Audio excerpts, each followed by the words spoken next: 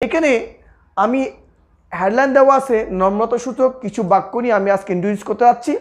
আমি তোমাদেরকে একে একে ওয়ার্ডগুলো বলে যাচ্ছি, সেন্টেন্সগুলো বলে যাচ্ছি।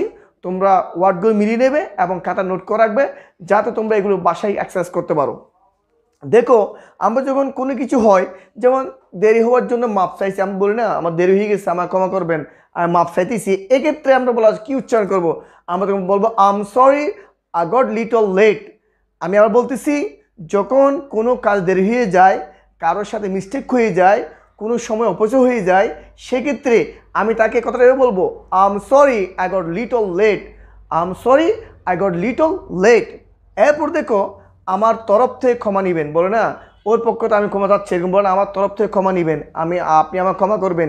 এক্ষেত্রে আমরা যেই সেন্টেন্সটা উচ্চারণ করি সেটা হলো প্লিজ ব্যাক মি অ্যাপোলজিস। আমি আবার বলতেছি please back me apologies. Please give me বা ব্যাক মি, যে কোনো একটা বলা যায়, গিভ বলা যাবে, ব্যাক মি বলা যাবে। ব্যাক মা কি? অ্যাপোলজিস। দয়া করে আমার কী করবেন? ক্ষমা করবেন বা আমার তরফ থেকে আপনি ক্ষমা নেবেন। ভুল হয়ে গেছে, মাফ করবেন, আমরা বলছি না আমার ভুল হয়ে গেছে, আমার ক্ষমা করে দিন। সেক্ষেত্রে আমি বলবো কি? It was all by mistake. It was all by mistake, please excuse me. আবার বলতেছি it was all by mistake, please excuse me. এরপরে কাজে ব্যাঘাত দিলাম, ক্ষমা চাইছি। কেউ কাজ করতেছে, আমি হঠাৎ করে তার সাথে কথা বললাম, তখন আমি বলি না আমি আপনাকে বিরক্ত করলাম, ক্ষমা চাইতেছি। সেক্ষেত্রে আমরা কথাটা এভাবে বলবো sorry to have disturb you. Sorry to have disturb you. এরপরে আপনি যদি অনুমতি দেন তো বলি, বলো না আপনি যদি এখন আমাকে অনুমতি দেন আমি কথা বলতে পারি, কথা স্টার্ট শুরু করতে পারি। সেক্ষেত্রে আমি স্পোকেন ইংলিশে কী বলবো? আমি বলবো শুধুমাত্র একটা কথা, কি allow to me say. Allow to me say. আপনি যদি আমাকে অনুমতি দেন তো কি কথা শুরু করতে পারি। এরপরে আপনি যদি একটু এদিকে নজর দেন, বলো না ক্লাস চলাকার সময় তুমি এদিকে নজর দাও, বা অন্য কাউকে আমি হিট করে বলি এদিকে নজর দেন।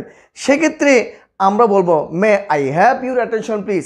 মে I have your attention please. কী বলবো? আমি আবার বলতেছি may I have your attention please. এরপরে আমি কি আপনার কাজে সাহায্য করতে পারি?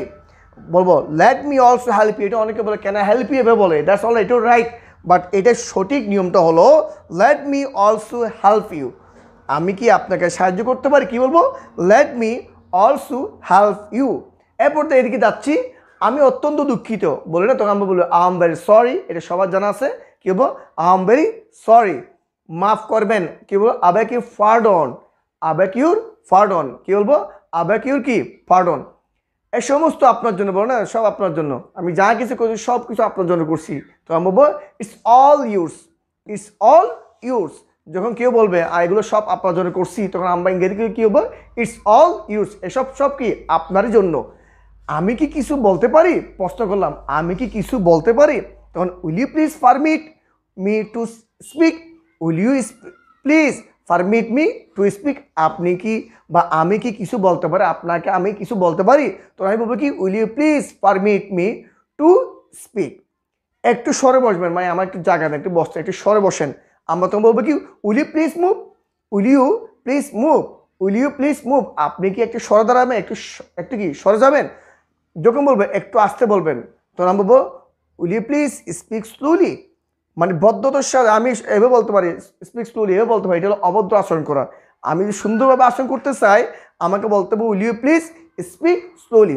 তো আজকে আমি 1 2 3 4 5 6 7 8 9 10 11 12 13টা, এইটা হলো আমার নম্রতা, অর্থাৎ কারোর সাথে কীভাবে কথা বলবো, ভদ্রভাবে আলোচনা করতে হলে তোমাদেরকে অবশ্যই এই সেন্টেন্সগুলো মুখস্থ করতে হবে এবং এগুলো বাসায় এক্সারসাইজ করতে হবে। তোমাদের ফ্রেন্ড যারা আছে, আত্মীয়স্বজন যারা আছে, তাদের সাথে তোমাদের মোবাইল কথা বলো, আন্ডারস্ট্যান্ডিং করো, দেন তখন তোমরা এই সেন্টেন্সগুলো তাদের সাথে ইউজ করবে। যখন তোমরা এই সেন্টেন্সগুলো অর্থ বুঝবে, যখন আরেকজনকে বলতে পারবে, দেন তখন আমিও সাকসেসফুল, তোমরাও সাকসেসফুল। তো স্টুডেন্টরা, আমি আর কথা বাড়াবো না, কালকে আমি আরেকটাই বুঝে নতুন হাজির হব।